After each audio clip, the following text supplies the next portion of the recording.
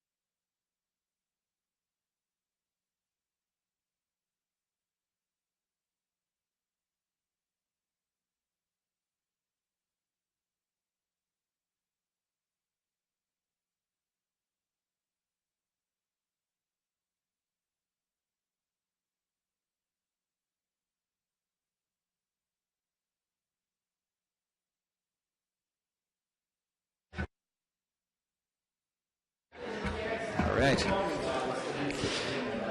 Good whoa, okay. Volume control. Good morning, everyone. School is back in session. It was a wonderful weekend, but I would like to welcome everyone to this May 19th meeting of the Environment Committee. A reminder to anyone who might want to speak to any of the main items on the agenda that now would be your opportunity to go to the desk and register to speak if you have come expecting to be able to. So I'd like to start by going through the agenda. We would normally carry some items, but we have only two main items, and they are both receiving presentations, so we won't be carrying any of those. However, we will start with any declarations of interest. Seeing none, we'll move on to the confirmation of minutes from the meeting of Tuesday, the 21st of April, 2015. Carried. Thank you. On communications, we have one inquiry as noted. All right. And item number one then, 2014 wastewater annual compliance report. There is a technical amendment which Councillor Brockington is prepared to move. Thank you, Mr. Chair. So I'll just read the amendment. Whereas the 2014 wastewater annual compliance report, ACS 2015-COS-ESD-0010, contains some erroneous figures that were not discovered until after the publication of the Environment Committee agenda, and whereas these figures have since been corrected as reflected in the attached amended staff report and amended document 1, and whereas these changes do not in any way impact wastewater services compliance with applicable environmental legislation. Therefore, be it resolved that the Environment Committee receive the 2014 wastewater annual compliance report as amended. Thank you. So we'll start with a presentation. I believe Mr. Weir, Dixon Weir, is making this presentation on the wastewater annual compliance report.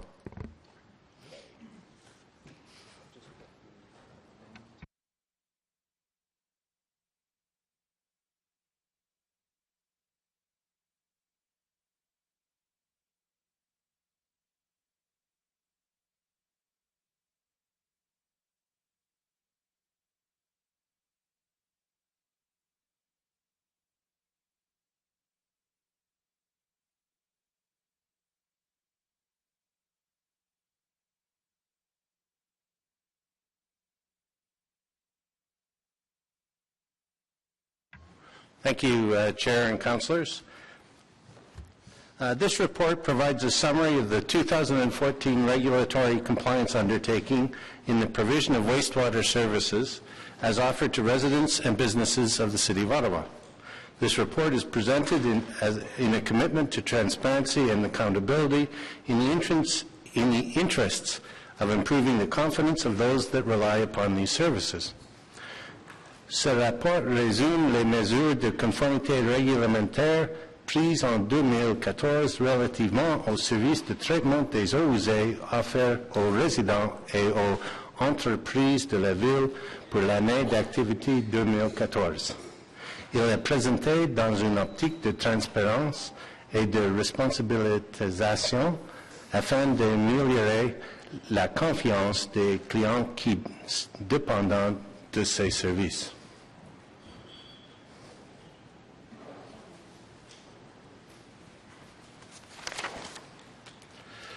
La prestation des services de traitement des eaux usées est encadrée par des règlements environnementaux, provinciaux et fédéraux qui sont nombreux et complexes.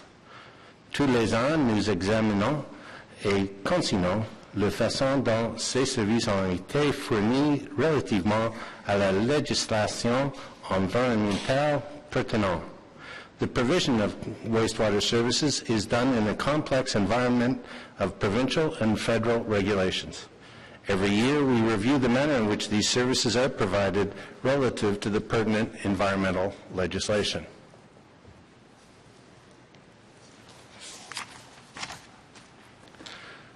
As a part of this presentation and the reports themselves, we will move through 11 actual operating sections, the first two of which are...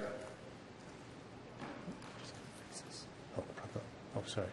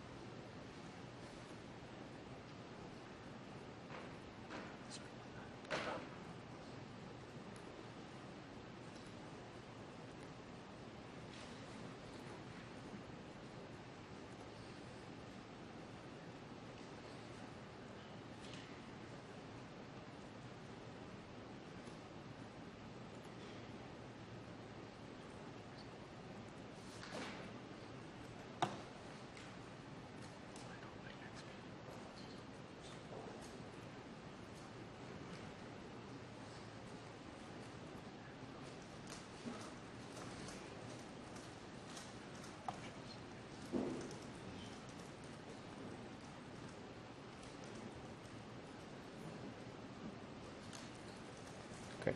Thanks very much. Okay. So in terms of rolling through, as I mentioned previously, there were 11 sections reviewed in the report. I'll go through briefly, just highlighting on some of the key aspects. The Aero-Picard Environmental Center has met, again, its compliance limits and objectives. Importantly, that there were no sewage bypasses at this location for in last year in 2014, and that makes 16 continuous years with all sewage that is received at that facility provided with full secondary treatment.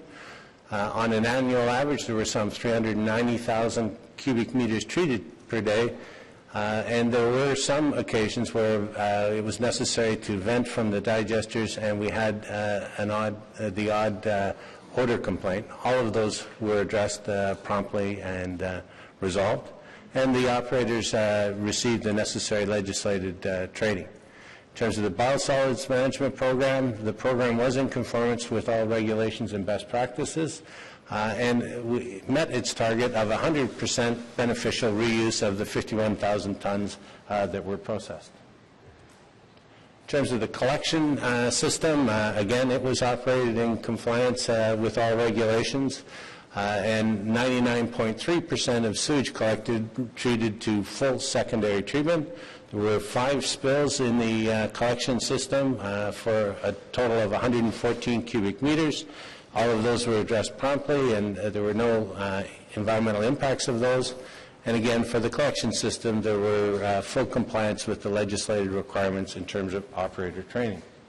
If we look more closely at the combined sewage overflows, this graph provides us with a year-by-year analysis of the overflows. You will notice that in 2014, we saw a very significant increase in the total volume of combined sewage overflows, but it's very important to understand that we had 3 very significant events, 2 which fell within the control period, which is between April 15 and November 15, and therefore are captured on this graph. The first of those on June 24 represents some 62% of that combined sewage overflow of 552,000 cubic meters. And the second event was on July 8th. Taken together, those 2 events were the largest single combined events since the real-time control system was installed some 5 years previously. So there's something that we must monitor and be careful about, but they certainly do seem to be anomalies from the weather patterns we had seen. Both of these storms were centered over the downtown area that is serviced by combined sewage overflow and therefore represent very significant discharges at that point. However, taken together, I think the other important thing is that in terms of overall compliance with the ministry policy, even with these events, we still captured somewhere close to 98% of the wet weather flow events with a regulatory requirement in terms of volume of some 90%. So even with these two very significant events, we were still in compliance with the volumetric requirements of combined sewage overflows. Moving on to the other elements, stormwater collection. Again, we were able to complete some cleaning. The Lees Avenue Leachate Treatment Plant, this is a facility we operate on behalf of OC Transpo. That operated within its conformance requirements. The Sandy Hill Flood Control Measure is a very successful stormwater combined sewage overflow facility that was necessary to operate twice in 2014, and in doing so, again, protected that community from flooding that had historically been a problem in that area. And finally, in terms of first response, these are the people that respond to customer calls as they come in. Over 97% of the calls were responded to within the target of 3 hours. In terms of sewer use bylaw enforcement, a very successful program last year. You'll see the numbers here. Don't need to go through them all. They're summarized. These are the numbers summarized from the details that are within the report. On the pollution prevention plan and the National Pollutant Release Inventory, both of these are federal regulations that we must continue to follow up on and respond to the appropriate, and in the terms of the NPRI, respond publicly on those. And finally, on the wastewater systems effluent regulation, this too is the federal regulation. We met all of the requirements, including the effluent quality and the monitoring and reporting that was required per regulation. New to this year's presentation is an effort at documenting some of our performance measures that we're using in order to track our performance over time. As you can see, the cascading impact here, the objective of these performance measures is intended to improve customer trust and confidence. Those cascade down to what are the key 5 service areas that the service is responsible for. They're summarized here in terms of protecting public health, the environment, supporting economic development, providing reliable service, and affordable and financially sustainable service. Those from that high level then transfer into individual performance measures that are summarized quite well in this area. If you see within the tan box, those are the areas that the wastewater services and branch has direct operational control, things like operation and maintenance, planning, asset management, design, construction, and rehabilitation. So the wastewater services, in conjunction with planning and growth management and infrastructure services, have care and control of what's in that tan box. And the services coming in from the left are collect wastewater, collect stormwater. In terms of effluents, on the top it's to minimize odors and emissions. To the right is treat effluent to standards and dispose of biosolids all to pertinent standards. And finally on the bottom, obviously with the collection system, is to minimize combined sewage overflows and to minimize spills from the system. And all to be done in, as per item 10 there, in a financially sustainable and efficient manner. The report goes into great detail on all of these measures and provides indicators over time, over the last 3 years, as well as identifying a measure. And if you've a quick glance at the details within the report, all indicate that these performance measures are showing results that are truly indicative of good measured and ongoing efficiency. So, in conclusion, the The Regulatory Environmental Compliance Report indicates that wastewater services delivered its mandate in 2014 in compliance with applicable environmental legislative requirements and current MOE guidelines and policies. En résumé, ce rapport montre, donné à l'appui qu'en 2014, les services de traitement des eaux usées ont été fournis aux résidences et aux entreprises de la ville conformément à la législation environnementale applicable ainsi qu'aux lignes directrices et aux politiques en vigueur de le ministère de l'Environnement et de l'Action en matière de changement climatique. Thank you, and that concludes my presentation. Thank you very much, Mr. Weir. Looking then to members of the committee and guests, do we have any questions for staff? Councillor Brockington have on the list. McKinney, Leeper.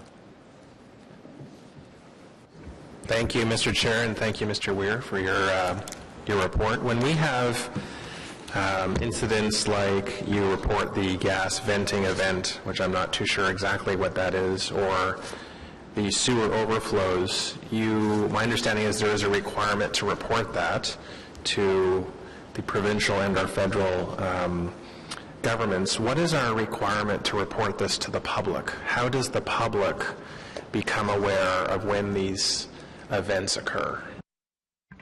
Chair, through you to the Councillor, in terms of combined sewage overflows, those are reported shortly after they occur on the city's website. There is a website that is called CSO Activities, and we report those and the volume of each individual event as they're concluded.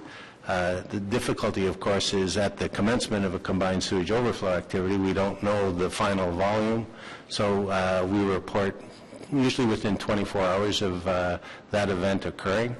In terms of the gas situation, those are typically planned events where we're having to take digesters out of service at the R.O. Picard Environmental Center, and the volumes are of such low volumes and historically have not resulted in any odor complaints that we simply go through the regulatory process of reporting them out to the Ministry of Environment.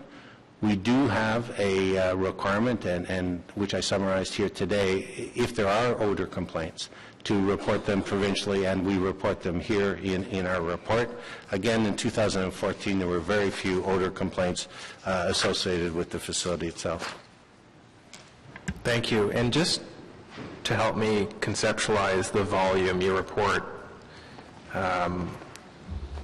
that 552,000 cubic meters were discharged. What exactly is that as far as volume? How many Olympic swimming pools is this? I mean, how much sewage is that? Is there any way that you can provide an example I can wrap my head around? I know it's a lot, but... No, I don't have on hand with me my conversion to Olympic pools. That seems to be the measure that happens quite regularly. I do think that it is important to put this in the context that the city is collecting and treating over 99.3% of that. This is a very large, it is perhaps the second largest sewage treatment collection system in the province, and that performance rates itself comparatively very high on communities of its own age, of its sister cities such as Toronto, Windsor, Hamilton. I think on those there is a percentage report, and in the year previously, we haven't reported yet for 2014 through the Ontario Municipal Benchmarking Initiative, but in 2013 the city compared very favorably in terms of CSO volumes at 0.3% or something. So we are doing very well, and certainly with the funding announcement recently received from the federal and provincial, that will move us even further ahead.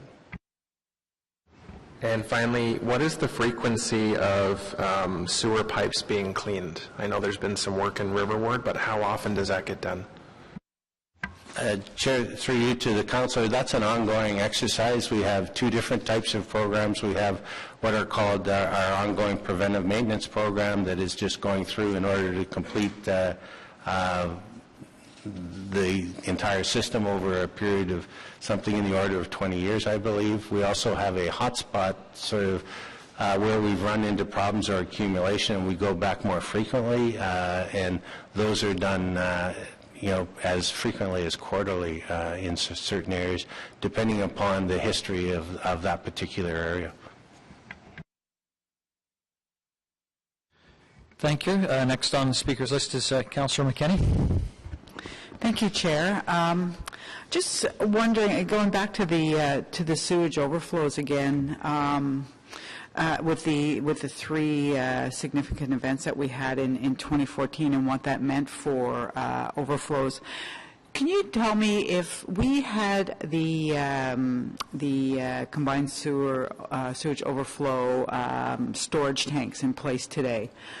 What would have been the result of those overflows? Would that have mitigated them completely? No, Chair, through you to the Councillor, those two events were so significant. If you recall, the storage volume of the combined sewage storage tank is in the order of 45,000 cubic meters, and these two events were much more significant than that. So these would have been those events that we would have expected to have exceeded that volume, just because of the nature of where and how long those rainfalls arrived at. Okay. And just to put it in context also, I know that we've done a lot around our Ottawa River Action Plan, but what's happening on the other side of the river with Gatineau? Has there been anything that they've done to reduce their overflows? Presumably at some point in the river it all matches up. Two things, if I can go back first to your previous question. The one thing I should have pointed out in terms of the volume of those two events is that there were some 112 different events of combined sewage overflow in 2014, and certainly the combined sewage storage tank would take that down tremendously into the order of 2s and 3s. Okay. So I think I was remiss in not touching on Fair. that. Yeah. In terms of what's happening on the other side of the river, we are meeting with Gatineau officials, I think late May, early June, to better understand. We knew a few years ago that they were in the process of installing technology that would allow them to better understand on an online way what the flows in their sewer and what the discharges were, and it's our intent to try to get up to speed on that and become a little bit more familiar on their progress in that regard. Finally, in terms of, interestingly enough, in terms of modeling, when we went back and did the modeling back in 2009 and 10, it was really quite interesting that the nature of the hydraulics sort of downstream from the dam are such that the water does, interestingly, tend to segregate itself to the north and to the south, and so when we were doing our measurements out at Petrie Island and things, the hydraulics are such that we're influencing ourselves at Petrie, and there isn't as much complete mixing as one might have anticipated looking at the length and breadth of the river. So certainly the works that we're implementing are very much to our direct benefit. Mm-hmm. And just one last question. I know that one of the ORAP strategies was to develop a water environment strategy, which we did, which was done last term. It outlined for us sort of what everybody's responsibility was, but to go a bit further than that, do you see that as if we could come up with a real plan in terms of how we work with Gatineau, how we work with our other partners, would this have an effect on our wastewater, our water management overall, so that we have better results? Like, is there something more that we should be doing, or are we on the, in terms of what's going into our rivers, what's going into our streams? Is ORAP enough? Is what we're doing around the Ottawa River Action Plan enough? Chair, through you to the Councillor, I think the water environment strategy will be a key piece of moving forward. The Ottawa River Action Plan was very successful and has really helped the city move ahead very quickly in addressing some of the issues that were there and in some of our releases and discharges, and has been very, very successful, with more work to be done. The area that the water environment strategy is going to touch on is very much like a root system on a tree, with the Ottawa River being the trunk. It's the root system that we really do have to protect. And I think the water environment strategy, the intent and the purpose of the water environment strategy is, okay, if we are addressing issues in the Ottawa River itself, we really do in the longer term have to pay more attention to the root system and the small rivers, creeks, and stream, which are really integral to the environmental health. So I think the water environment strategy will give us the platform to move that focus perhaps back off of the Ottawa River and more into the smaller river, creeks, and stream that are less able to deal with the sorts of impacts that they're under various pressures. So I think it's a key piece of that to translate us back from the Ottawa River into the rivers, creeks, and streams. Thank you. Councillor Leeper. Thank you, Mr. Chair. With respect to the 5 sanitary sewage spills that we experienced, the overall volume seems to be about the size of a backyard swimming pool, so it's obviously not a lot. But I am interested in why spills happen and are they preventable? Can you speak in general to why these occur? Chair, through you to the councillor. On many of these events, they were actually equipment failures. So there were, I think McEwen Pumping Station had a couple of mechanical failures of pumps that failed to come on and respond, and as a result there were very small volumes of overflow that we ended up having to come out and clean. It's usually that sort of situation that we run into. On occasion, the other part is that within our sewage collection system, there are very small pumping stations serving, we have over 85 different pumping stations scattered across the entire network.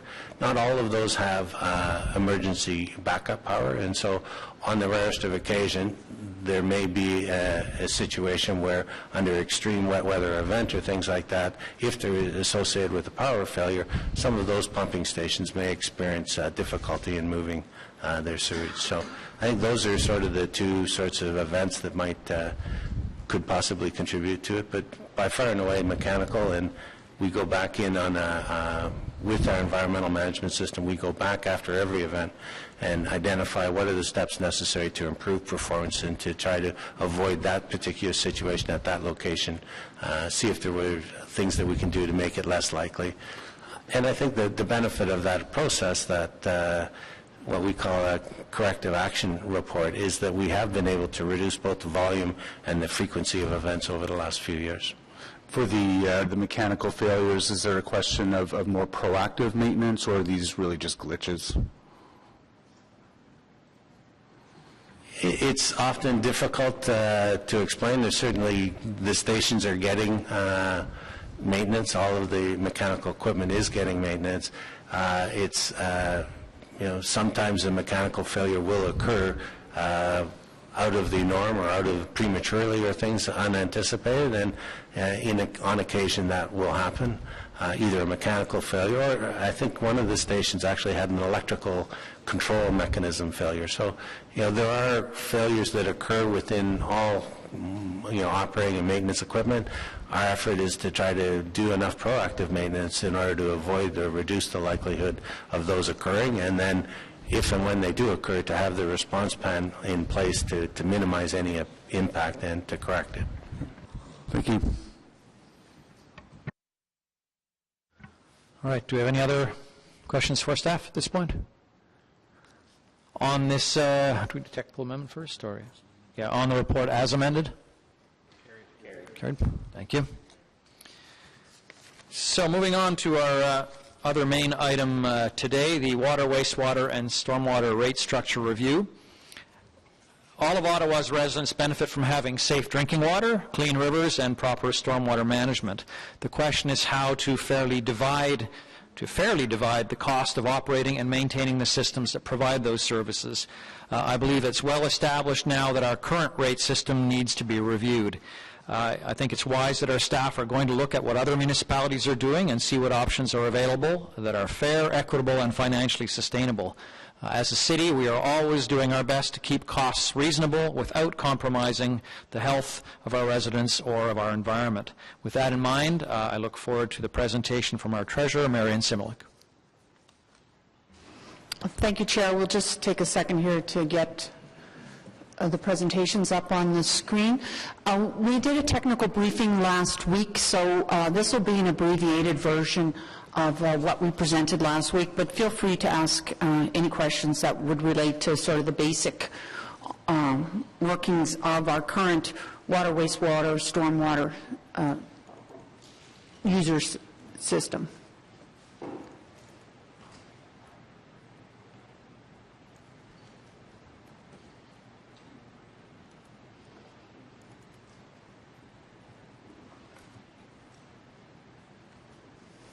There we go.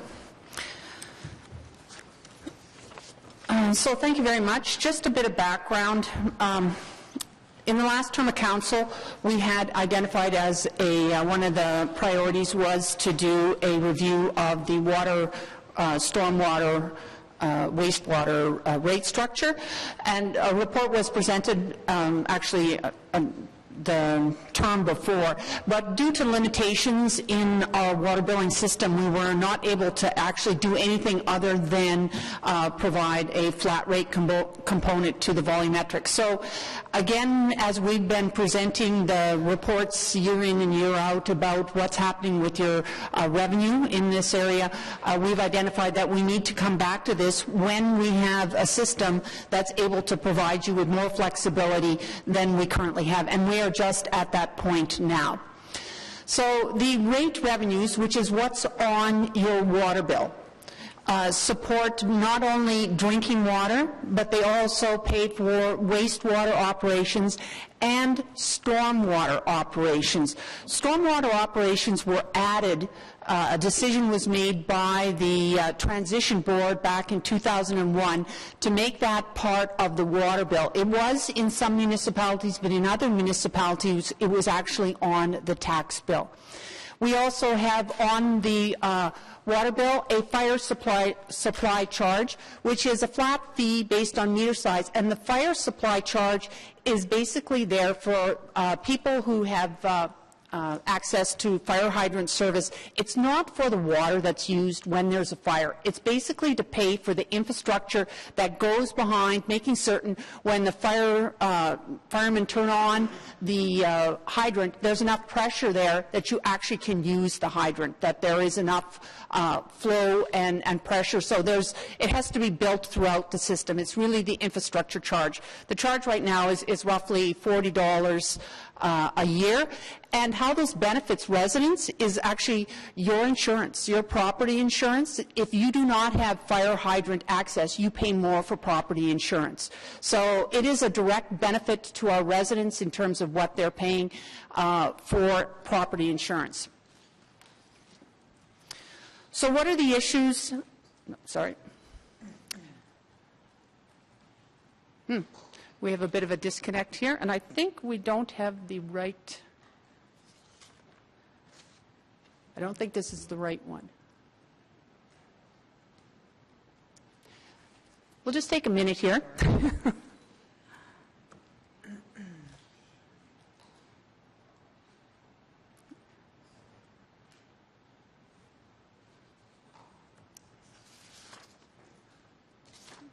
It should be this one.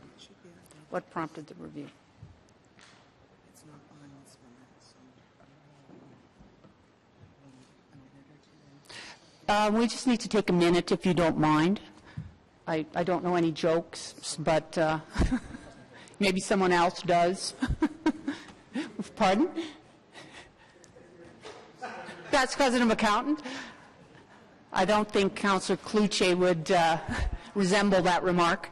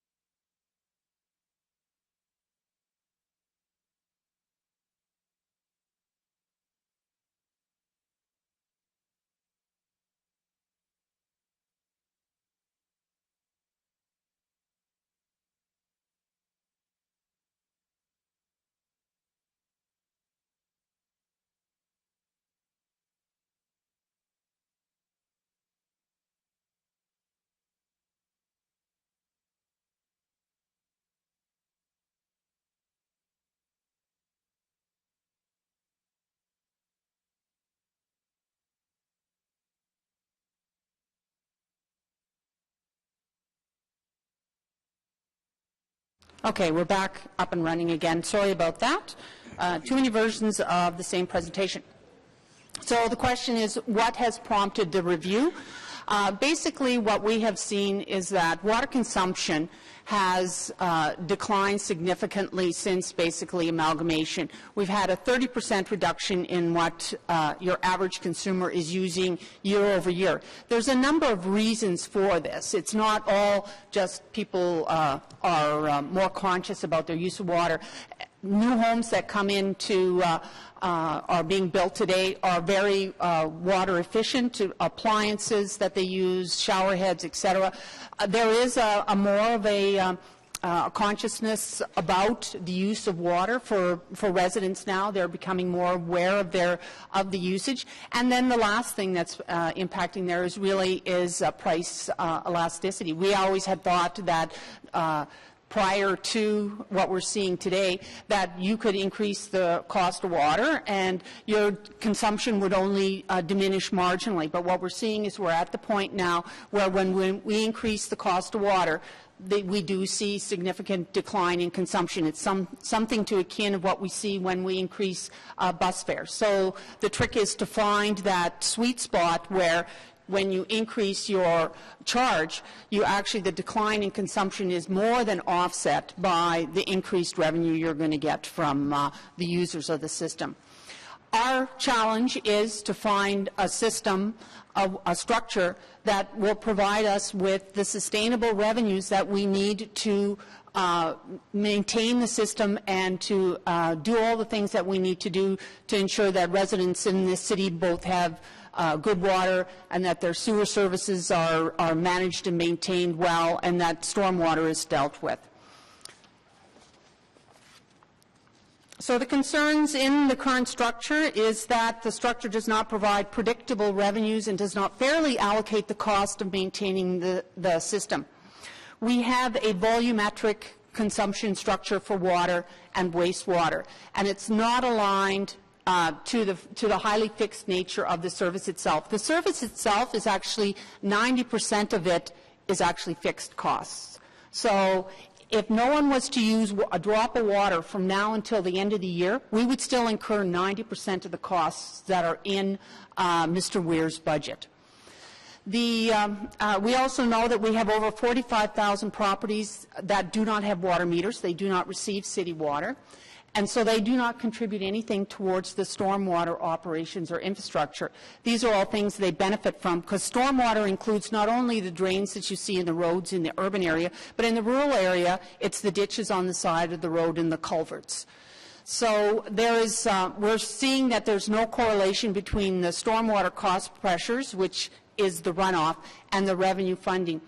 When we looked at the 45,000 properties that are without water meters and therefore don't contribute to stormwater, it's across the entire city. It's not just what you would think would be in the rural areas because they don't have water service, but if you think even in downtown, in Somerset Ward, for example, there are 300 properties. Those properties are likely vacant lots. Parking lots where they don't actually have a water connection because they don't need it. But they contribute, if you think about it, a paved over lot contributes significantly to stormwater runoff pressures that we have to deal with in the city. So the 45,000 are across the entire city. We also know that there is approximately 2,100 accounts that used to receive a fire hydrant charge and no longer do. Now, half of those would be vacant lots, and so there would be no need for them to have a fire hydrant charge because there's nothing that could burn. But half of those are residential properties that are on a well system but still have access to, we would use the fire hydrant system if in fact their properties did start on fire. So there's a group of users that have a benefit but are not contributing towards paying for those costs. So the goal that we have set for this review study is to establish a new rate structure that achieves fairness and equity for all customers while also ensuring the system's financial sustainability. So that's a pretty broad goal, but we'll try to define that a little bit narrower in the next slide. So the principles that we want to try to ensure or to test when we look at all the various types of models that are out there, first of all, is that customers should pay or contribute for a service in accordance with the benefit they receive. So if you're benefiting from stormwater services, you should be contributing toward the cost of those stormwater services. If you do not get water services, you should not pay for water services, and which is the case today. If you do not get sanitary sewer, you should not have to pay for anybody else's sanitary sewer. We want financial sustainability as our second objective. So the full cost of operating and maintaining the infrastructure in a good state of repair is recovered through a stable user pay approach where practicable. Practicable means that we can actually do it. There are some areas where we would only be able to do it by introducing another bill, and I'm certain councillors don't want us to send a third bill out. Tax bill and water bill is probably sufficient, and you'll want us to find a way to have it on either one of those two mechanisms that we have today. Affordability. We want to ensure that user pay structure is set in a way that allows for the basic needs of a residential customer to be met. There is a concept that's out there right now called Lifeline, which basically says for any household, you need 4 to 6 cubic meters of water a month, basically, to live. So in looking at this, we would be trying to see whether we could band it or introduce a concept that would allow that sort of affordable portion to happen for the majority of residents. We also want transparency in this. We want it to be able to, for people to understand what's on their bill, and we want to use the industry best practices that are out there. We want to preserve conservation. We had a big debate about this. We had increased conservation, and then we had maintained conservation. But with a 30% decline in water consumption, conservation is not so much of a concern to us anymore as it was 10, 15 years ago. So right now, we still want to make certain that by however we price this, you all of a sudden don't go out and decide, well, I can now double the amount of water that I'm going to use because of the pricing structure. We basically want you to be able to take the same things into consideration as you were before when you were making your decisions about how much water you were going to use. The reason why we still want to do that is because while it doesn't sort of affect the day-to-day operations, if we continue to preserve conservation, what we do is we push out year after year the need for another major water treatment plant and another major sewage treatment plant. So you just create more and more capacity every time we preserve or continue to conserve water. But we know there will be a point when, in the growth of this city, where those two things will have to happen. We will have to have another water plant, and we will have to have another sewage treatment plant. And the last one we have there is support economic development. There is a lot of municipalities where they have industries that are significant users of water, and they have priced their structure in a way that allows that to continue, that they don't drive away business by basically pricing water in a way that says it's uneconomical for me to build my, grapefruit plant here. I'm going to go and to somewhere else where I can get the water for significantly less. That is not such a significant driver in Ottawa. We do not have industries that are big water users, but it is something that you'll want to take into consideration. We've done this in order of priority, by the way, so fairness and equity is your first priority. Economic development would be the last thing that we would consider in doing a price structure. So when we looked at what other municipalities are doing, we have found that everybody's moving in the same direction. They're moving away from the 100% uniform volumetric, which means the first cubic meter of water you buy is the same as the last cubic meter you buy in a year. And they're moving towards more of a fixed charge and a uniform volumetric or a tiered volumetric block. So people are recognizing, because we're not the only municipality that's having revenue issues with respect to water, every municipality in this province is experiencing the same thing, and so they're all looking at this, at ways to try to stabilize the revenue to the extent possible. So municipalities that are moving or have adopted dedicated fees for stormwater services, this is the other area that is under discussion in a number of municipalities, include the ones you see up above. And there's a variety of ways of dealing with stormwater services, but I don't want you to forget that one of the ways could actually be putting it back on the tax bill where it was prior to 2001. So if you look at the volumetric, the various types of charges that are available, or volumetric scenarios that are available, basically the black line that you have there is what we have. So the first cubic meter is the same as the last cubic meter. The only thing that increases the charge is the volume that you use. We have an increasing block scenario that it's used in some municipalities where the conservation is really important, and they have, so you get to a certain point in your consumption and then the price goes up slightly. You get to another point in the consumption and price goes up a little more. The decreasing block is used, is on the bottom, and that's sort of a, I don't know too many that are using this. It basically is saying your most expensive are is the first block, and then the rate goes down slightly after that and down a little more after that. So it's sort of counterintuitive, but there are areas in the States that will use a decreasing block. And primarily it's because of industry. They're looking to have industry be competitive by having lower water rates the more you use.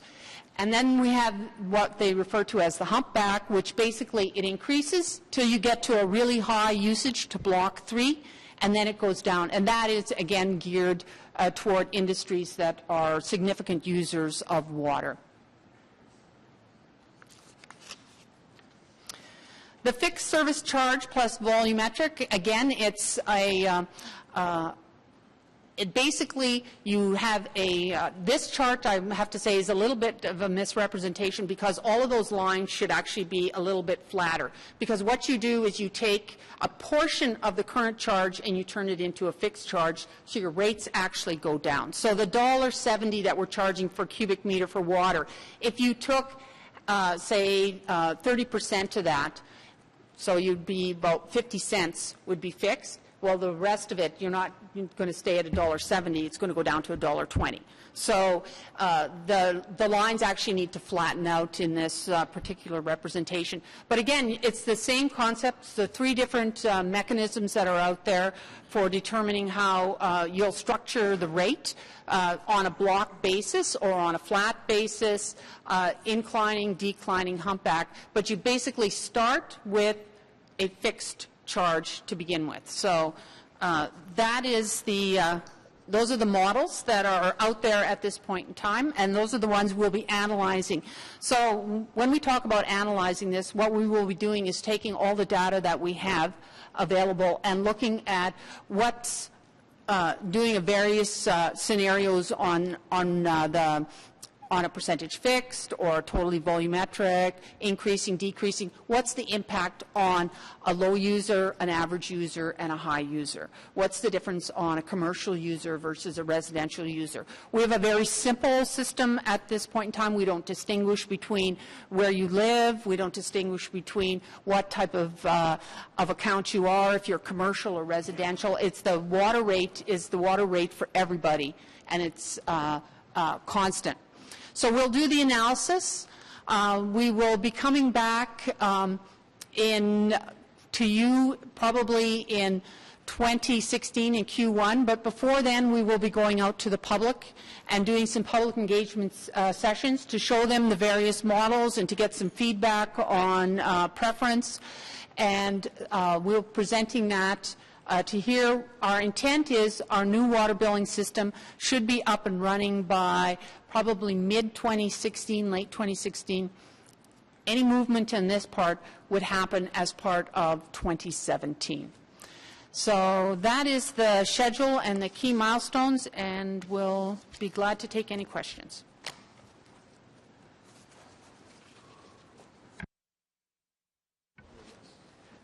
Thank you very much, Ms. Simlick.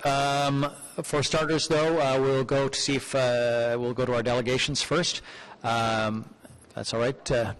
Usual approach here. At the moment, I just have one person registered to speak, Mr. Erwin Dreesen with the Green Space Alliance of Canada's capital. If anyone else wishes to speak, now would be your time to go to the desk on my right, your left, and register.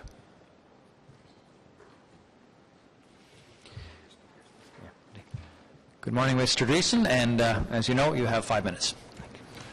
Good morning, Mr. Chairman and members of committee. The Green Space Alliance welcomes this review. We especially applaud the inclusion of consideration of separate stormwater cost recovery and the creation with its own budget of a surface water management branch in environmental services.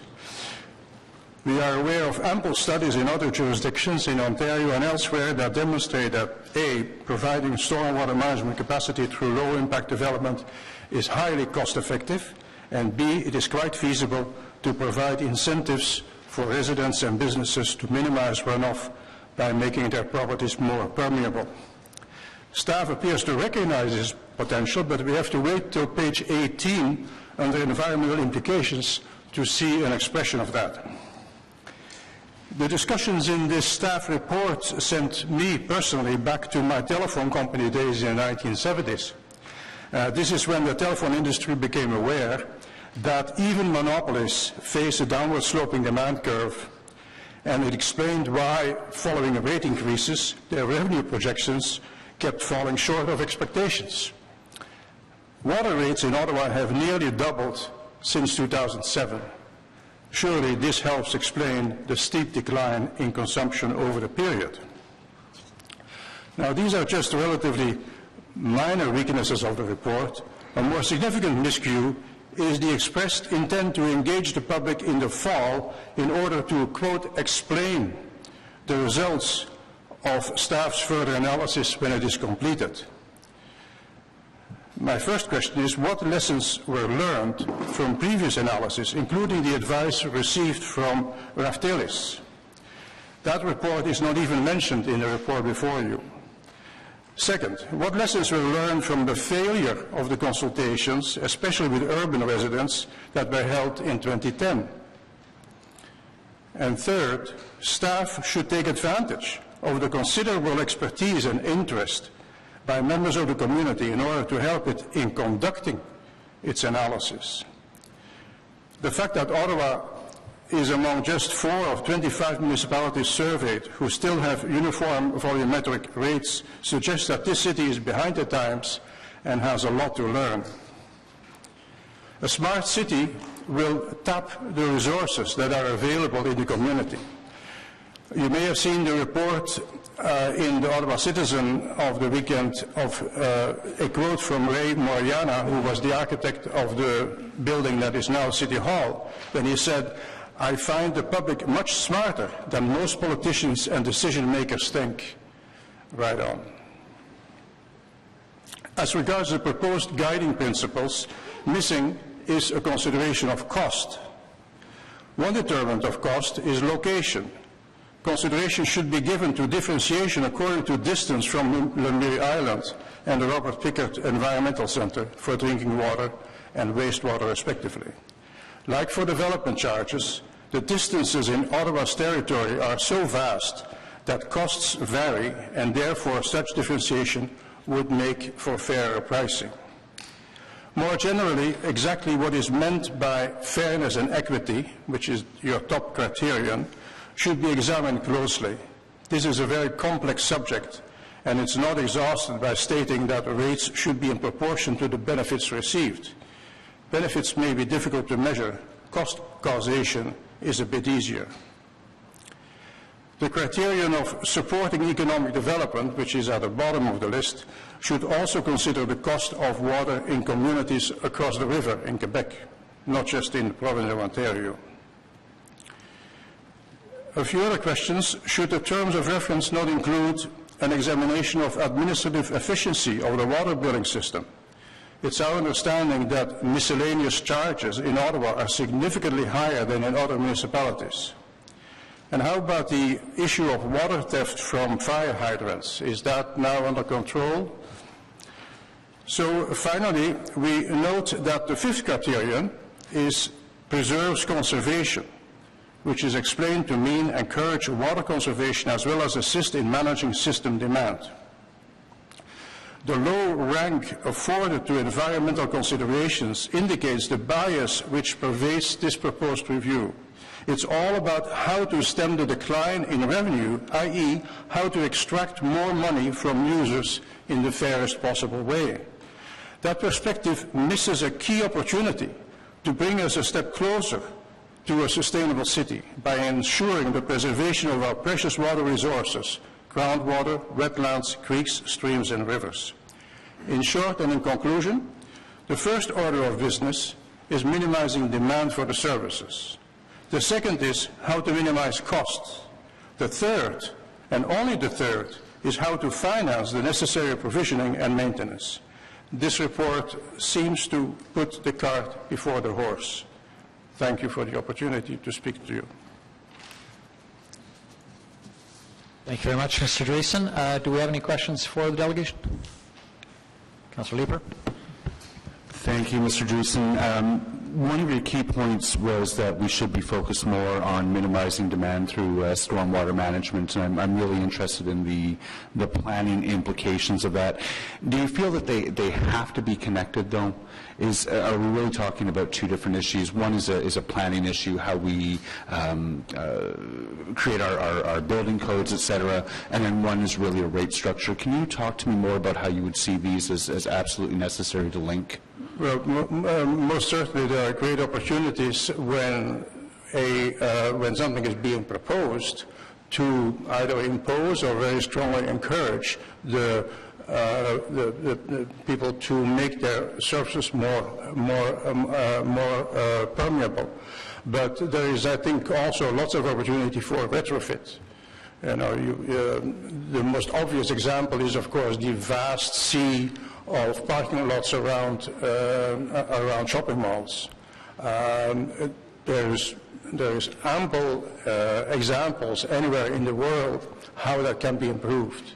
And if an incentive is given, as to say, if people are being charged in proportion to their non-permeable surfaces, you're going to see changes fast of transforming parking lots so that there is more permeable surface. So yes, there's a very close connection between planning and rate, and the planning really should come first. I tend to agree. The linkage of incentives to your bill clearly speaks to the need to link these processes. Can you just speak to a bit about the point you made on administrative efficiencies, though? If we have a collection of incentives that could potentially bring down your water bill if you implement them, that speaks against potentially administrative efficiencies. I'm sorry, I'm not sure what your question really is there a trade-off to be made between the complexity of trying to administer an incentive system versus the goal that you've expressed of minimizing some of the inefficiencies we have in our billing? I fully agree that rate making is not a straightforward or mechanical question. There is a balance that has to be achieved.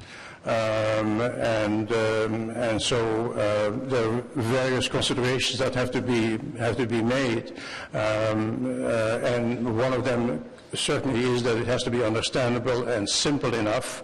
But there certainly is a big difference between having no incentives whatsoever, except increases in price, which clearly worked, and having some ways in which the incentive can be included in the structure.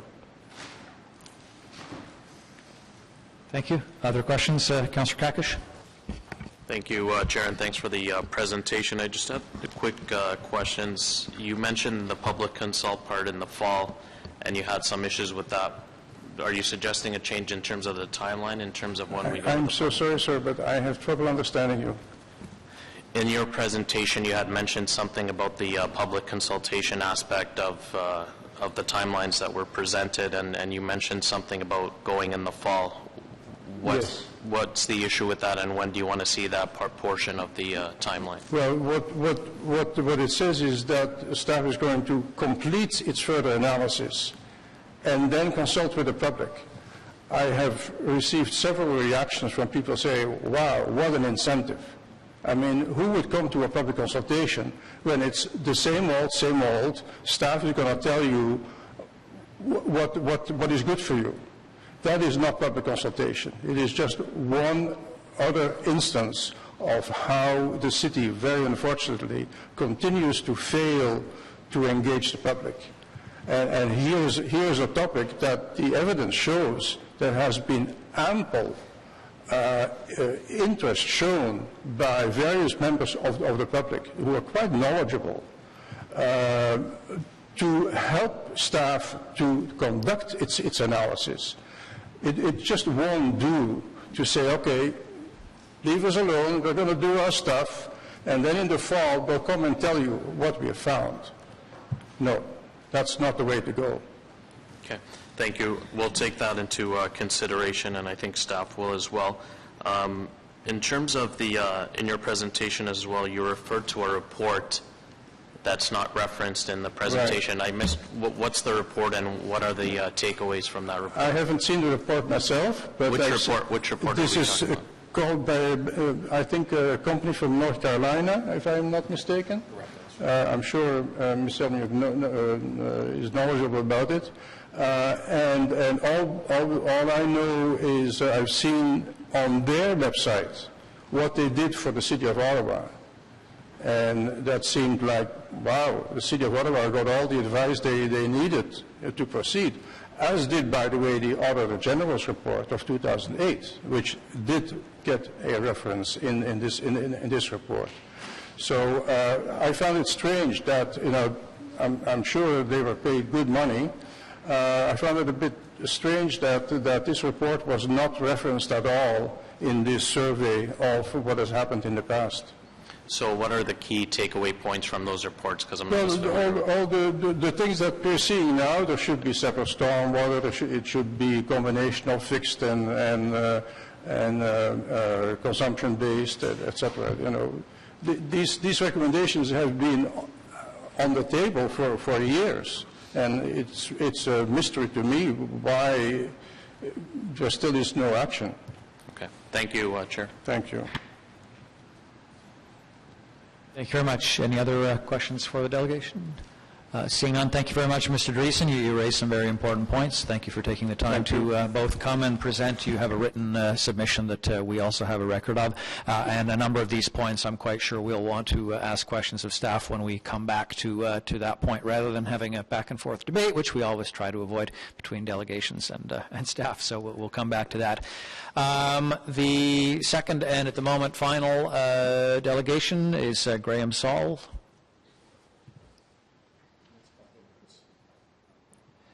Good morning, Mr. Saul. You have 5 minutes, and please indicate, are you speaking individually on behalf of an organization? Yeah. My name is Graham Saul. I'm the Executive Director of Ecology Ottawa, a grassroots environmental organization in the city. I was very pleased to hear Mr. Weir talk about the importance of the water environment strategy. Really looking forward to seeing the city move forward on that. And the example he used is in terms of the centrality of the other 4,500 kilometers of rivers, streams, and creeks that flow through the city of Ottawa, and the Ottawa River just being the trunk of a system. I also very much support the idea of beginning to look at innovative ways to price stormwater. It's intuitive, in the sense that if people are building surfaces that waste and create more stormwater, then that should be a cost, and there should be disincentives to that, and conversely, there should be incentives to managing stormwater more effectively. and using the pricing structure to encourage more sustainable building practices that cause less environmental problems, less dumping of sewage into the river, and that ultimately require less money in infrastructure later on. The example was raised about transit, where if you drive up the cost of transit, less people use it, and that's a fair, it's a good example, but it's not exactly a fair comparison to water.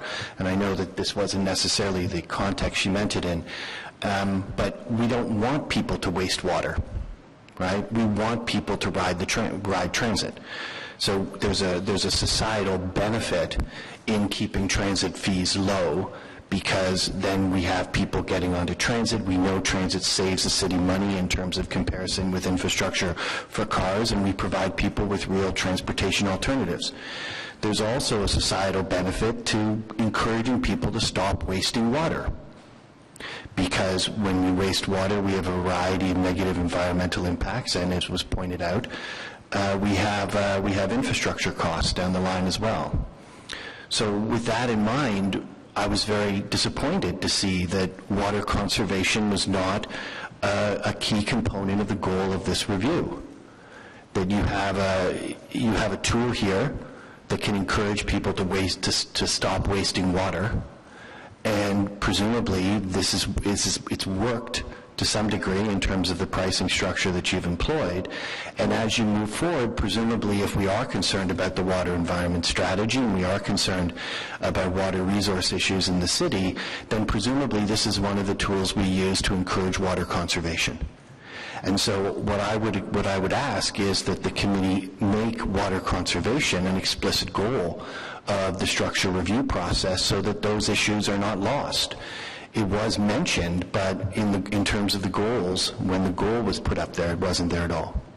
That's all. Thank you. Thank you very much. Do we have questions? Councillor McKinney? Hi, thank you, Mr. Saul.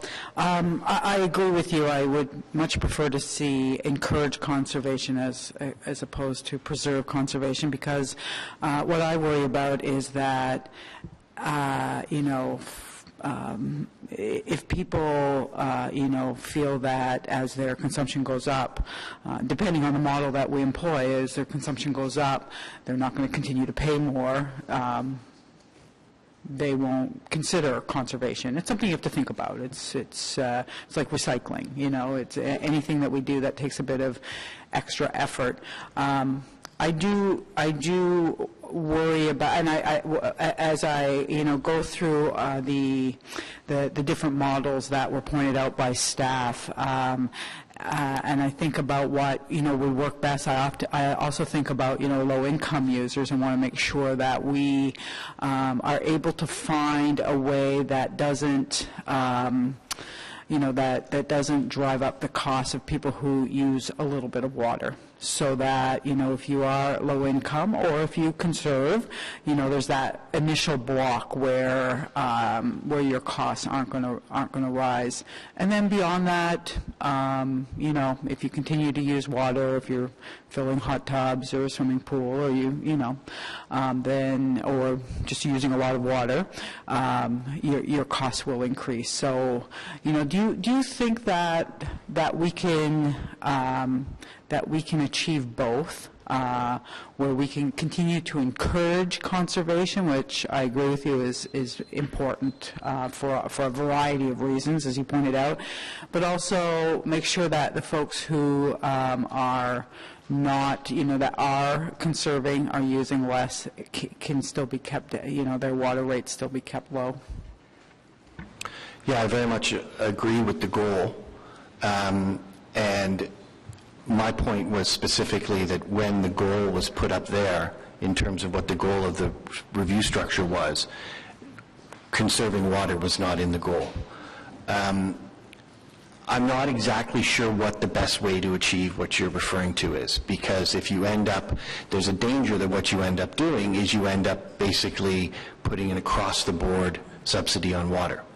that there's an argument to be made that the way you deal with the impacts on low-income communities is not to subsidize the resource, but to provide benefits to those people. In the same way that you might, I don't need a break on my water bill. There are people who do. And so how do you develop a system that continues to encourage me to conserve by seeing that my water bill is reflective of my my usage, while also targeting people who do have a legitimate concern about cost? Okay, thank you. And just, again, to point out, also our job here is to make sure that we have, safe water supply, that, that we're taking care of our infrastructure. So I do, there are many competing interests, but I just wanted to point out that we do need to have encouraging conservation, water conservation as one of our top priorities. Thank you. Thank you very much. Any other questions for Mr. Saul? Seeing none, then, we will move, thank you, Mr. Saul. We'll move on to questions from councillors to staff. I already have a speakers list that at the moment has councillors Taylor, Shirelli, Brockington, and Moffat, and please indicate if you'd like to be added. So please, Councillor Taylor. Thank you very much, Mr. Chair. And first and foremost, just a few comments, perhaps, for staff's consideration, and then maybe a couple of questions. With respect to the new billing software that's being implemented, it seems in the background that the assumption's being made that it's going to easily accept whatever the new rate structure is that we put in. So I'm sure that'll be a factor for consideration as you go forward, but I just want to make sure that we don't wind up coming up with some kind of billing system that doesn't jive with, with whatever the new technology is we're going to assume. No worries there. The new utility billing systems are completely flexible. We can input whatever. You can even do geography, time of day. They have everything possible as potential for how you would want to set a rate structure. Okay, that's great. One thing I didn't see mentioned in the background document, I mean, maybe there's a little bit of allusion to it. You mentioned once about, seasonal use could be, if we went to that model, there could be a negative impact on the ICI sector, but that's the only place that I see this notion of classification of clients broken out in the document. So I just want to make sure that forms part of the review as well, that we look at, you touched on it in your presentation about we don't have a lot of industry that are huge water consumers in Ottawa, but we do have clients, filler flusher trucks fill up from hydrants all the time, car washes use large volumes of water, and it's not a matter of being kind of punitive towards commercial enterprises. In fact, I know one of the tenets is we want to incent economic development, but I'd like to see some thought given to businesses or commercial entities that somehow take the water and then use it to generate a profit for their business. That would be part of the analysis, because we can tell the various water accounts, whether they are residential, whether they're commercial, whether they're institutional. We can model different scenarios for each of them. I would like to say, though, even though the industrial, the commercial, and the institutional is a very small percentage in terms of the total overall number of accounts, they actually are a significant user of it. Residential, we have 96% of the accounts are residential, but only 70% of the water consumption. So that 4% basically moves into close to 30% of the usage. Right. Okay. Well, as long as that forms part of the background, that'll be great. I think, obviously, the next step is the examination you're going to do. When it comes back, I think that members of council would probably like to see, some meat and potatoes in the background, not just the staff recommended option, but some of the things you considered and evaluated along the way, and discarded, and why you discarded those. Our intention would be to bring forward a full report that would show you all of the models that we analyzed and the differences, the pros and cons of each one, and a recommended model, but it would be all there for council to decide that they wanted to do something different. Okay, thank you. And last question, I saved, I think, probably the best for last, I suppose, in terms of just some thoughtfulness here, was can we go back to the table that's up there that has the 6 guiding principles on it? In the summary, it's A to F, and here it doesn't have numbers, and in the background it's 1 to 6. But let's assume these are in order of priority, as you've laid them out, and I'm assuming the staff are the ones who have decided what this priority should be. Looking at the list, I'm sure we could have a fulsome debate about what priority what should be, but I mean, if it were mine to set, I think we would all agree on fairness and equity being number 1. I think affordability is a big issue for a lot of our consumers, both chiefly residential, and then, sorry, I'm trying to follow this. So the order I think it should be in is 1, 3, 4, 2, 5, 6. So fairness and equity, affordability, transparency. I don't think transparency costs. Yeah, I don't think transparency costs an exceptional amount of money. And then we look at some of the other, then financial sustainability. So just some thoughts around why this order. Why this order? First of all, because when we looked at who was paying for the services right now, we found that there were pockets that were receiving a benefit and not paying. So that became an issue of fairness. So that became the first thing that we thought we should address. The second thing we needed to address, right now our water system, or our water rates are very affordable. We're middle of the pack in Ontario in terms of what our overall costs are to a residential user, and Ontario is on the lower end in terms of all of Canada with respect to what it costs for water and sewer services. So affordability wasn't an issue that we saw was of concern at this point in time, but it could become a concern. But financial sustainability is a big issue, because every time you're not receiving the revenues that you need to invest in this service, you're basically pushing it off for future generations to pay for. And what you'll end up doing is you'll end up using more and more debt to sustain this service, which will be paid for by future users. So the idea was you need to get this system, the financial system, sustainable to begin with, that you're getting in the revenues that you need to be able to maintain and advance the overall systems. So that became the second criteria. Then we went to affordability, because we learned from the last discussions that we had that was a concern that councillors raised. There was concern about the marginalized user who would find it difficult to pay a significant increase in the cost. So that became something that we said we need to address that, because that'll be a concern to all the councillors. Then it became an issue of transparency, so that you could understand your bill, and you'd be able to look at your bill and know what's on it. And then we did conservation, only because we've already seen the decline at 30%. It probably could go down further. Where's the bottom? We don't know, but it was not as big a concern today as it was 15 years ago when the system was put in place. And then lastly, economic development, because as I said, we do not have significant industry here, which is a major user of water, so that became something we should consider at the back end, all things being equal on the first 5. But if you want to reorder these, if you want to give us direction that you want us to consider financial sustainability after affordability and transparency, we certainly can do that. But that was the rationale for the ranking of these particular criteria.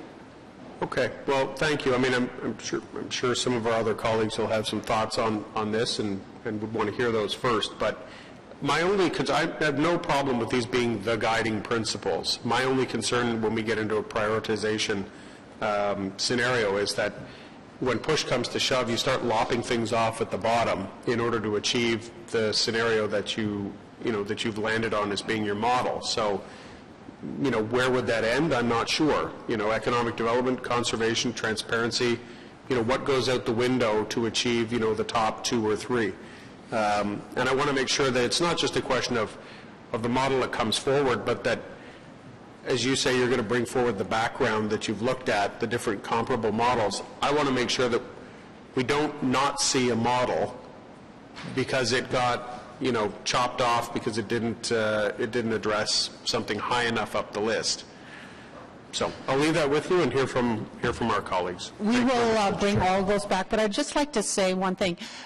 You can have a model that charges a certain way, and on the side you can have a system of incentives or rebates or whatever. It doesn't have to be built into the model. For example, in your tax system, right now, we bill everybody the same way, but we have a system of providing rebates to charities. We have a system of providing rebates to vacant properties. That can be built outside of the actual structure itself. And when we do this analysis, if we find that, in fact, we are not able to address affordability as well as we would like to in the structure, we could recommend something outside of the actual structure itself. Thank you very much. Next on our list, Councillor Shirley. Thank you, Mr. Chair. I do want to make sure that as you move on with this, we don't mislead people, because the real fundamental reason for doing this review is financial sustainability of this system. Because we are required to pay for water and sewer out of the water and sewer rates. That means we either pay for them out of these rates today, or we borrow money and pay for them out of those rates years from now. But there is no, I don't want people getting all excited that we're going to put more emphasis on fairness, because to most people that translates into they're going to pay less. No, you're not going to pay less. This system has to be designed to generate as much or more revenue than it does now, regardless of how we mold the system or configure it. So my question is federal government use of water. Do you have a handle on how much that is? I'm not suggesting we act like Charlotte Whitten and shut the water off, but I'm just... They're lumped into the commercial sector. So we know the commercial sector is 3% of the users and 14% of the consumption. So that'd be a big chunk of that. They'd be a good chunk of that. Okay. And how do they pay? Do they pay the normal billing, through normal billing? Yes, or is they it do. arranged? Okay, Yes. good. Secondly, when you talk about fairness, I want to make sure we're not going to, it was mentioned the theft of water from hydrants.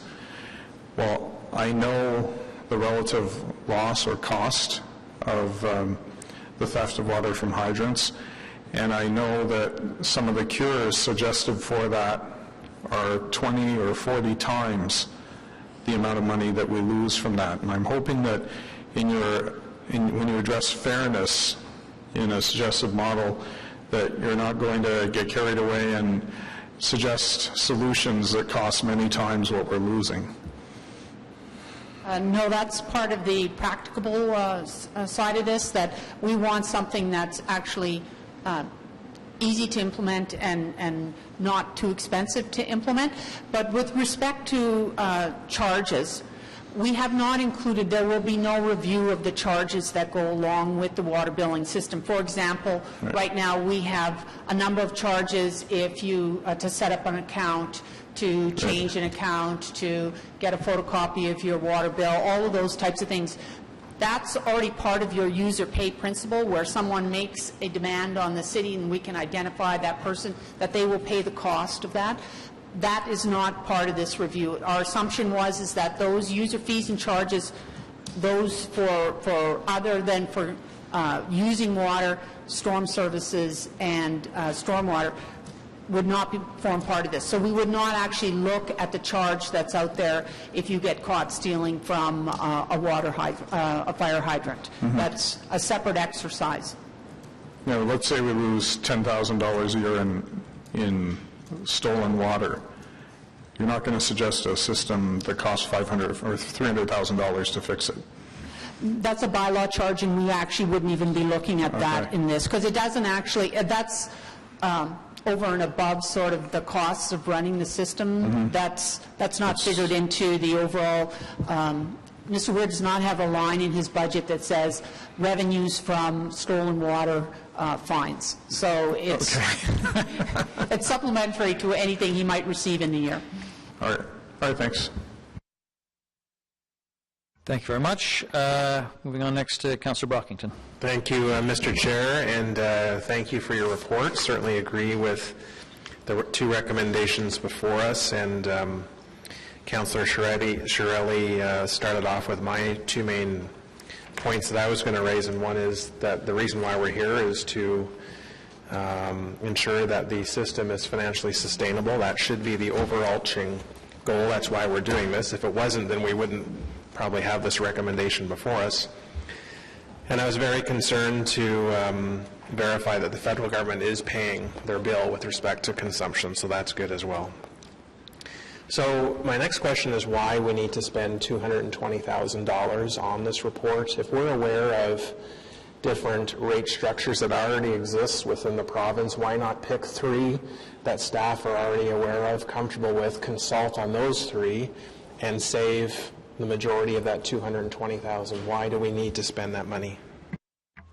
The simple answer is we don't know if we need to spend that money. That's the money that was left over from the last time this study was done, and we've just brought it forward. In the event that we need any advice with respect to, for example, the public engagement, what to present or how to present it, or just even getting some education things up, that's what we would use it for. At this point in time, we don't actually have a plan for it. At the end, when we're done, if we haven't used it, it just goes back to the reserve.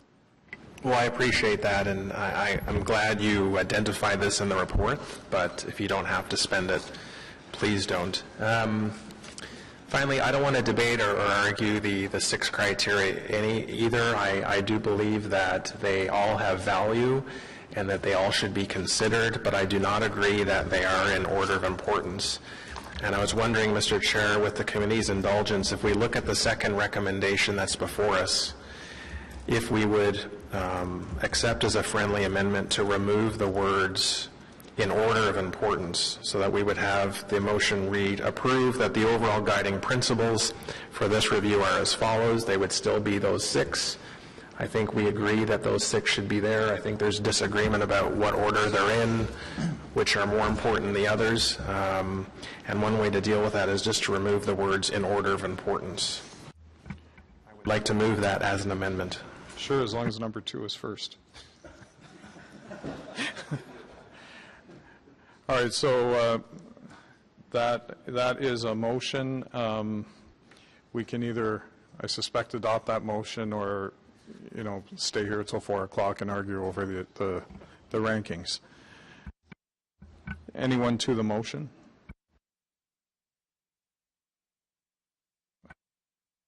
Sorry, I'll go to Councillor McKinney.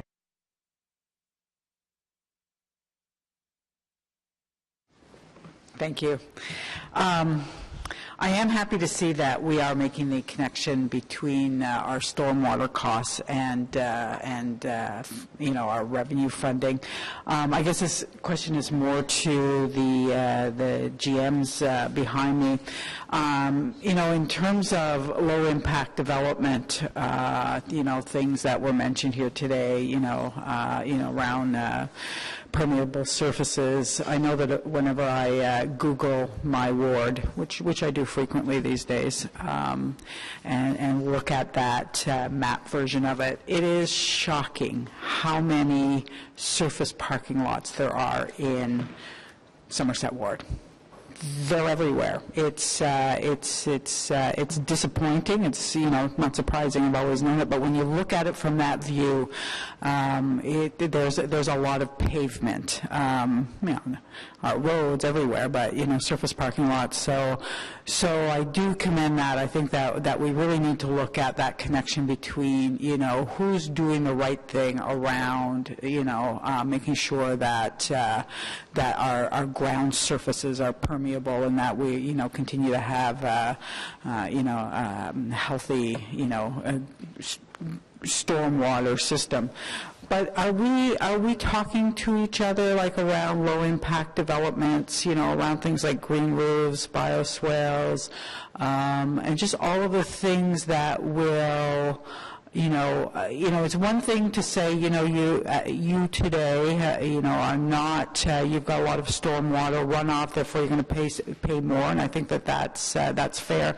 But to prevent it in the first place, is our planning department talking to our environment department to make sure that that we're encouraging the type of development that will see less stormwater runoff?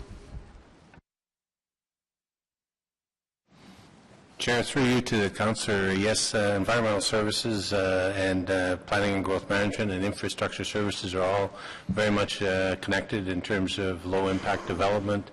I know our surface water branch was working with those other two departments just recently, looking at trying to establish a seminar for internal staff around low-impact developments.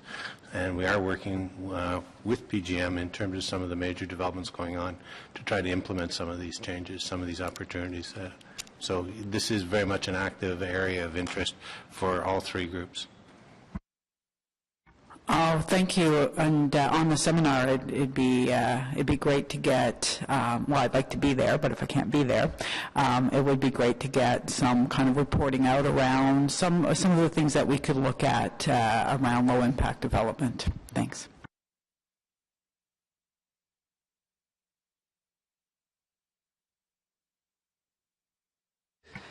Just catching up on what I'd missed. Thank you, Councillor McKenney. Councillor Moffat, please. I was just curious about, when it comes to fairness equity, we have some unique properties that have sewer but don't have water. So obviously in your typical property in the city, the sewer charge is, I think, 117% of what the water charge is. So that's how you can base what you charge for sewage. But of course, in the communities that only have sewers, they get a bill that's it's based on an average. So whether you have one person in the house or 6 people in the house, those people pay the same amount. Are we looking at that at all as part of this? Will you be taking a look at the fairness within that system? We would do an analysis of that as well, and yes, that deals probably more with the affordability piece of it. Okay. So yes, if you have, theoretically, if you have more of it as a fixed charge, and then you have a block system on top of that, your low user, a portion of it now is fixed, but then the portion that's volumetric would be smaller, and so you should be able to get some adjustments in the price based on that. Unfortunately, with the ones you're referring to, because we don't have a meter on the sewer, yeah, we have the only way we can charge is based on an estimate of the average. But if the average keeps going down, which it has been, they benefit, and that it goes down every year. Okay. All right. Thanks. Moving on then to Councillor Darouz. Thank you, Mr. Chair. My question will be echoing some what Scott asked, but I add also, is that review is going to give us take a look at some expanding services to urban areas, outside the urban area, bit for within affordability for residents that, as you know, running sewer and water in rural areas or outside the urban area, it costs lots of money also. So we may be looking at some people or some resident close to us they'll be able to benefit from the services if we connect them to increase our revenue. This review will actually not look at expanding services, or it'll look at the services, who's receiving the service today and who's receiving a benefit. So the issue of affordability to push the services out from to the rural areas is really a discussion about where you want the system to be in the long term, and it's a review of the costs of providing it. So that's more of on a long-range financial plan type of issue, whereas this is just looking at how we're billing for the services that are being received today.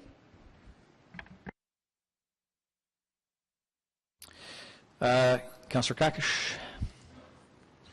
Thank you, Chair. In terms of the forecasted numbers for 2014, we were off by about 20 million, but I think this is a trend that we sort of seen over the past few years where consumption has gone down. So how were we off by that large of an amount, and what are the implications on the infrastructure? How bad of a state or good of a state is our infrastructure in? And that 20 million that we had in the forecast, was it meant for specific projects that have now been pushed back as a result of that revenue? The $20 million deficit in 2014, and I don't have the graph up, but one of the graphs we showed in the technical session showed the consumption by month. And what you would have seen if you would have looked at that is in what makes or breaks you is June, July, and August in terms of consumption. And if you have an incredibly wet summer, which is what we had last year and the year before that, your consumption is down significantly. 2012, we had the drought. The difference in consumption was incredible, and we ended up with a surplus in 2012. We're just trying to, this system, the idea is to get that volatility out of it, make certain you have a base percentage that you're going to get in regardless of what the weather's like, whether you have a wet summer or a dry summer. Now, the implications on the infrastructure. Oh, okay. So when you don't make the budget, when the revenue, you have a shortfall in the revenue, what we do is we cover it because, and I think it was Councillor Shirelli who pointed this out, which is a good point, people don't understand, the water system, the rate structure and the tax structure are completely separate. There's no cross-subsidization in there whatsoever. If we do work in, for example, in finance, we do the water billing. That's completely recovered from the revenue we raise on the water bill. We don't use tax dollars to pay for water and sewer services, and we don't, and vice versa. So when you end up with a deficit in the water sewer area, we go to the reserve, the dedicated reserve for those areas to pay for that. What that means, that reserve is basically put there, though, to pay for capital. So when you don't have the money in the reserve to pay for capital, but you still need to make that investment, what we turn to is using debt. Now, because we had forecast that we were most likely going to have another significant deficit in water and sewer last year, what we did is we went in and did an aggressive closing of capital accounts to bring back funds into the reserve to try to offset that. But you can only do that once or twice, and then you're going to be hitting the reserve and you're going to end up using more debt. So we had forecast that if this trend continues, we would be, you've set a target of 15% of the revenue that we receive to be used to service debt. We would be going closer to 20-25%. So, so not meeting your targets there, it just pushes out the problem on your capital side. You either constrain your capital program, which is probably not advisable, while you're basically, I think the analysis showed that there was most of the assets were in a good state of repair. We know every year with the age they degrade, and there was a certain percentage that was actually in immediate need of repair, which is the priority that's put on. But that curve just keeps on pushing out in terms of what you need to repair. So if you don't have the revenue in, and you still need to invest, which you do, you just end up using more debt. So that's what we've done, and we haven't delayed in terms of timelines the investments in those projects that needed to be taken care of? We did not delay the timelines for the work that has to be done, but what we can see, and we in the forecast we haven't delayed it either because we know you can't really delay it. What we've done is on our future forecast, what we're showing is significantly more debt being used because the cash isn't in the reserve to pay for it.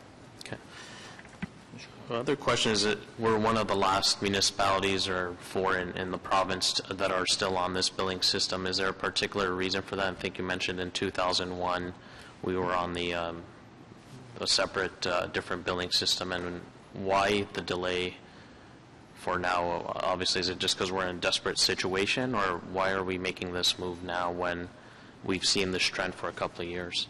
Okay, we've had the same billing system. It was a regional municipality of Ottawa Carleton used to do the water billing, and it was a system that they developed, and it's the one we inherited at amalgamation. It basically only has an ability to do a volumetric charge. So when we came forward the last time, I think it was 2009, and that's the reference to the Raftalis report. The Raftalis report is limited because it only dealt with what can you do with the system you have at this time. And all we had was an ability to either have a volumetric charge or a per day charge, which is basically how we're doing the fire supply charge right now. You get charged 1/365th of $40 every day on your billing system. That's the only two methods we have in the current billing system that we have. So the delay came because we needed to implement a new billing system. We didn't want to do it before the old one was completely exhausted, like invest in it before we needed to. So we knew when we came back last time that we would be coming forward with a new billing system shortly, and that's basically the reasoning for it. This discussion has happened before, but due to limitations in the system, we weren't able to do anything other than volumetric or per day. And so Council asked that we push this off until we had the new billing system in place. The other second aspect of it was really how we collect the data, because we used to have a system where we would send a meter reader to your house and they would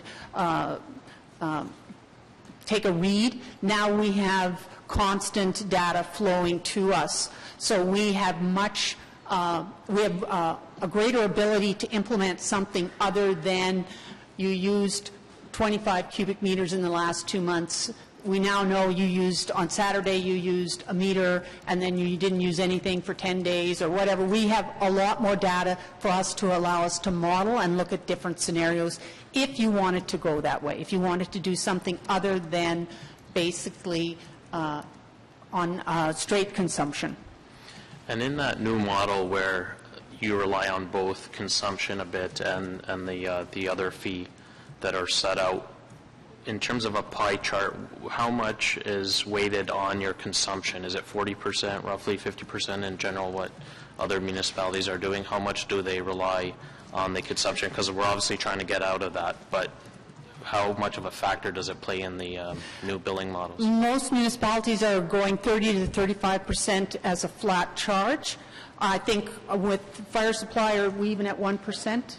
It's not even 1%. So 99.5% is volumetric for us now, and 0.5% is just that little fixed $40 a year for your fire supply charge. And in the new system, where other municipalities, how much is weighted on the other municipalities are going to 35% of the charge being on consumption? No, on fixed, and 65% on volumetric. Okay, so that's still a relatively high percentage for consumers to control their bills at the end of the day. I mean, yes, it is. Okay. And just finally, in terms of, I know the report, we're not saying what may or may not come back, but obviously I think as Councillor Shirley pointed out, that we are going to see an increase as a result of this $20 million deficit, as a result of the patterns that we're seeing. So we're not going to sugarcoat that. We're heading in that direction. What roughly is the increase in terms of, I know it's preliminary, but in this model that other municipalities has adopted for the average household, what kind of increases would be looking at? I actually can't tell you that because we have not done the modeling yet to look at the various scenarios and what would be percentage fixed, how would you do the volumetric, what would be your blocks. So we haven't done that work. But overall, Councillor, our objective at this point in time is revenue neutrality. We want to be able to generate the amount that's in the budget right now. It's just going to be charged to you in a different fashion than it is right now to allow more certainty that you're actually going to achieve it. And do you think that 65% will accomplish that through having, it seems like a high portion to have on the new model in terms of what other municipalities have, or is that something we'll look at? We are looking at that. We're going to do various percentages of fixed. What would that look like in terms of what's it for a low-end user, someone who uses less than 100 cubic meters a year, to someone, I think our average now is 240 cubic meters a year to someone who might use 500 cubic meters a year. So we'll model it under a variety of scenarios. We'll model it based on what a commercial user would see, what versus an institutional user, just to give you an idea of where the changes are going to happen under all of the scenarios. And we will be as exhaustive as possible in trying to come up with different scenarios. One last question was on the fees, and a follow-up from one of the delegations on the administrative fees that we have as a result of whether it's changing bills or, that sort of thing. Is there anything that we can do as part of this new modeling system where we can reduce administrative fees, where we can take advantage of technological advances, whether through Service Ottawa or otherwise, or is that an admin fee that's going to be tacked on either way? The administrative fees, first of all, I guess I'd like to say that you have one of the cheapest water billing systems that are in place right now in terms of what it costs us to produce a bill compared to other cities and compared to other utilities. So we already know our fees or our costs are quite low in the administration side. The objective here is to not have that increase, but I don't think it will, because any complexity you would get, your system can handle. Whereas if you were to add complexity onto our current system, it would become all manual. So I think we'll be able to maintain our administrative costs at the same level as they are today. Hopefully they'll come down, but at this point in time, it's too early to say. Like I said, we have a lot of work ahead of us in terms of modeling all kinds of scenarios and seeing which ones make the most sense given the principles that we have laid out in front of you. Okay. Thank you, Chair. Thank you very much. I'm going to have Councillor Leeper. Thanks. To pick up on some of the points that Mr. Dreesen made, and following up on your last point, this strikes me as a fairly classic, simple piece of policy making. It's relatively straightforward quantitative analysis, and then we need to balance the needs of the different stakeholders. My encouragement to staff would be to take Mr. Dreesen up on the general invitation that he's made to involve the citizens of Ottawa, the residents, the stakeholder groups, in that analysis. Make as much of the data available as possible front end, so that we're not coming to people with a preferred option after having done a lot of modeling inside. This is one of the more accessible pieces of policy making with which I think we'll be engaged in certainly this year. Let's invite the residents of Ottawa to help us with that modeling, to make the proposals, to A, save staff time, and B, make sure that we're stretching the creativity of the City of Ottawa. That's all I had. Thank you. Thank you. Councillor Cloutier. Thank you, Chair. Madam Simlot, does the system have capacity in terms of the data we receive from the meter for time of day billing? Yes, it would. I wouldn't encourage that, though. Time of day billing is implemented where you have capacity issues, where the demand is so great at one period in time, you try to minimize it by charging more for that time period. We don't have that issue with our water system. The capacity is there if I had the chart which showed your monthly usage, at the peak we have to be able to produce that water, and we do, and there's still capacity left, but most of the year you're well below that. January, February, March, the water usage is as low as it can get. Good. Leads into my real question. We see a 30% reduction on the single-family dwelling, but what has been the volume of water delivered by the City of Ottawa by Lemure Island in that time? Has it gone up or gone down, given the growth of the city? I will pass that over to Mr. Weir, because I saw the chart, but I don't remember what it said. Chair, through you to the councillor, when we look at both Lemieux and Britannia, the production is now down to about 1980 levels in terms of production. So we're now I don't have the number right in front of me. I can drag it up in a few minutes, but we are, we've seen the decline, and it's matching the decline in billing consumption. It's a little bit more sharp, the decline in production, but it's matching pretty closely the decline in consumption or billing. So we don't anticipate a capacity problem for many, 2031, 2050? Does anybody have any projections on that? Yes, actually, I think we did, and if I remember correctly, it was we were pushing out any new plant past 2030 in the DC background study.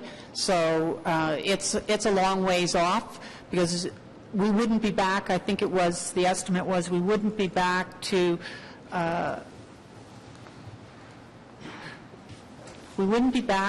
full capacity until probably the late 20s, something like that. But it's a long ways out. Okay. Is the maximum you've seen in fixed cost, the fixed portion of the invoice, at the 40% range in your preliminary analysis of what's being done in other municipalities? 35 is the average, so we have seen it at 50 in some municipalities. Most likely those are municipalities where you have seasonal usage, cottage country. You know, you're bringing them water services, but they're not there for most of the year, so you're trying to recoup as much as you can through a fixed charge. But I think the American Water Association had 30 as their best practice for the fixed component of any bill. Just to follow up on Councillor Leeper, so I'm sure in your analysis you'll measure the elasticity of that fixed portion versus the volume portion, and how it affects conservation and how it affects our revenues. Yes, we will look at the impact of changing the rate structure, what that will mean in terms of what we think would be, would it drive up consumption or would it reduce consumption? So we'll do that analysis on every one of the models. Thank you. Thank you, Chair. Thank you very much. That brings me to the end of my list of people who've requested to speak on this at the moment. We're going to have to consider now the friendly amendment motion suggested by Councillor Brockington before moving to the main motion. I have a couple of questions myself which might help us there. I don't think any of us relish the idea of sitting here today voting on priorities, and I'm no math major, but I'm sure there must be 50 or 100 or more, maybe even into the hundreds of possible combinations of those priorities, and probably not a very fruitful exercise for us to engage in. My question to Ms. Simlick to start with would be then, how important is it to you to have these priorities, goals prioritized? We've certainly heard from you that financial sustainability is essential, is essentially the driver of why we're debating this right now, as much as others, including conservation, are very important. Knowing that, and if we were to agree that that is our starting point, is it essential to you to do your work, or might you come back with your analysis of possible systems and, in a sense, flag for us the pros and cons, including this one is good for conservation but not so great for affordability, etc., so that we might then, and the public might also choose its preference, come to a preference based on that? Having the principles in priority is important, because we have no way of telling you which is the one that is the best, because they will all be equal. So if something provides financial sustainability but then doesn't preserve conservation or isn't transparent, like, I have no way of telling you sort of on a scorecard which one rates the best from a ranked perspective. So while I understand the intent is that you don't want to determine, you don't want to say economic development is the least important of what we've put up there. We do need some weighting of this in order to give you something back. Otherwise, it's just, you're going to get what I like, and I don't think you want that. So I'd encourage you to, if you want financial sustainability, make that your first priority, and then everything else is weighted equal after that. That would be an alternative to saying there's no priority. Hearing that, we're going to need to hear from others whether they have views, particularly on Councillor Brockington's motion. Then Councillor Taylor, then Shirley.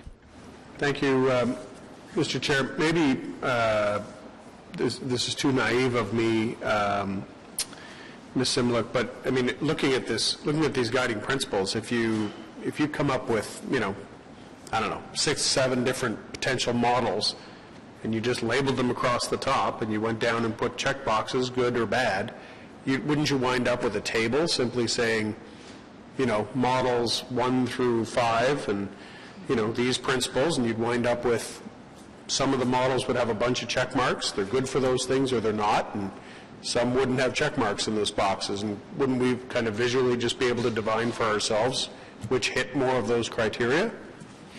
You would, but you might have 10 that have the same number of check marks. And then which is the one that you go with? Which one do I recommend from that?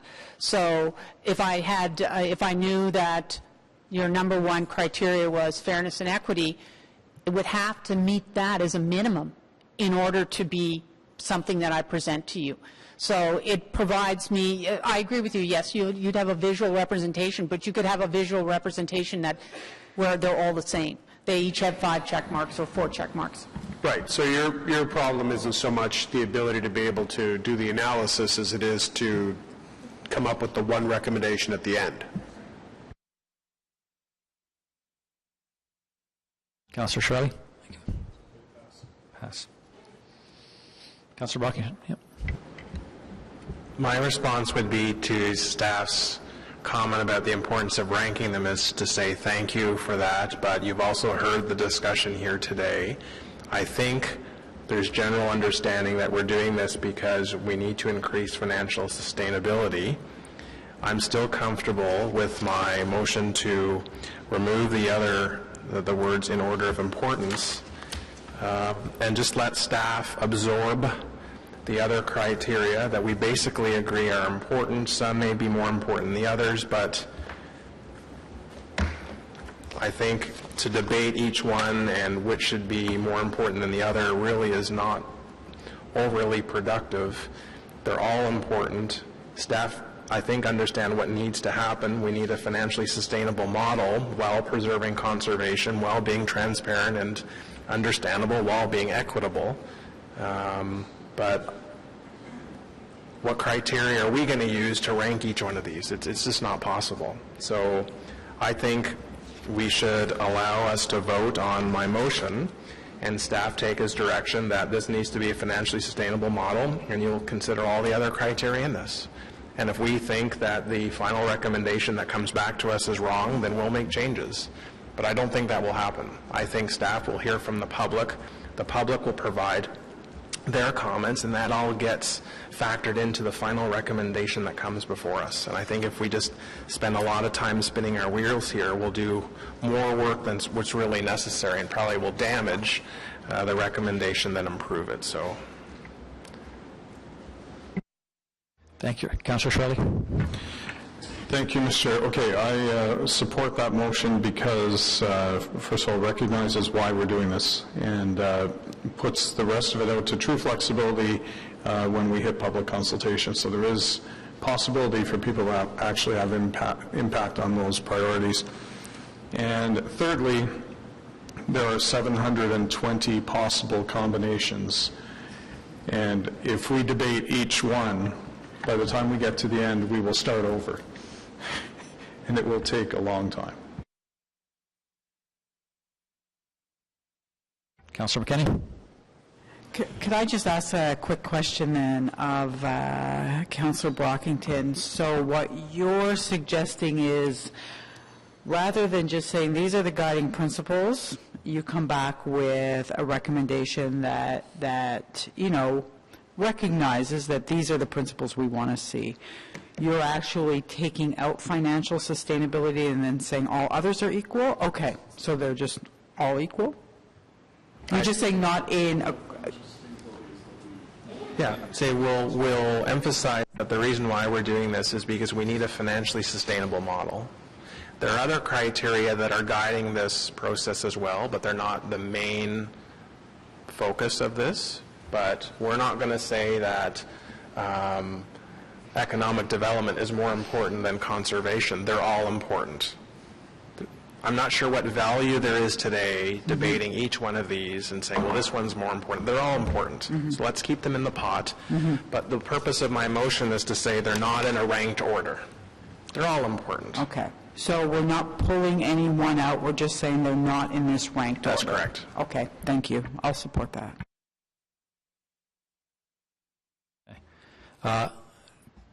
To try to offer us the best guidance then as we go to a vote on this. So what I'm hearing is that we are taking as a given that any model you come back with must achieve financial sustainability, but all others are important, and we would like to see what the pros and cons are of those. But we're not pulling any away, and we're not ranking them. Is that an accurate reflection? So on this motion? Carried. All right. Thank you. On the main motion, then? Carried. All right. Thank you very much, Ms. Simlick, Mr. Weir, on this item. That does bring us to the end of our main items. I believe Councillor Leeper, so we go then to notices of motions. Seeing none, Councillor Leeper, I believe you have an inquiry. Is that right? I do have an inquiry. Thank you, Mr. Chair. Of staff, what reporting options are available and on what frequency to inform council and residents about the operation of the Urban Tree Conservation Bylaw, including number of tree removal permits, number applied for, number rejected, and the regulatory basis for granting removal permits under the bylaw on a ward-by-ward basis? What impediments, if any, are there to reporting this information to council on a quarterly or semi-annual basis? Thank you very much. Any other inquiries? Any other business? Seeing none, I move we adjourn. Thank you very much.